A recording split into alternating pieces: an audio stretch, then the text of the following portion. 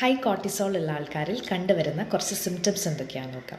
മെയിനായിട്ടും ഇവർക്ക് പെട്ടെന്ന് ദേഷ്യം വരിക, അല്ലെങ്കിൽ മൂഡ് സ്വിങ്സ് ഉണ്ടാവുക, ഫുള്ളി സ്ട്രെസ്ഡ് ആയിരിക്കും, അവരുടെ വർക്ക് ഒന്നും അവർക്ക് പ്രോപ്പറായിട്ട് കോൺസെൻട്രേറ്റ് ചെയ്യാൻ പറ്റാതിരിക്കുക, ഭയങ്കര ആങ്സൈറ്റി ഒക്കെ ആയിരിക്കും.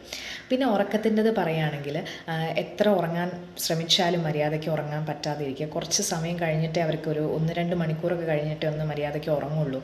അതുപോലെ തന്നെ ഒരു രാവിലെ എഴുന്നേറ്റ് കഴിഞ്ഞാൽ ഭയങ്കര ക്ഷീണമായിരിക്കും, ഉച്ച കഴിയുമ്പോഴത്തേക്കും അവരുടെ ഫുൾ എനർജി ഡ്രെയിൻഡ് ആയി കഴിഞ്ഞിട്ടുണ്ടാവും.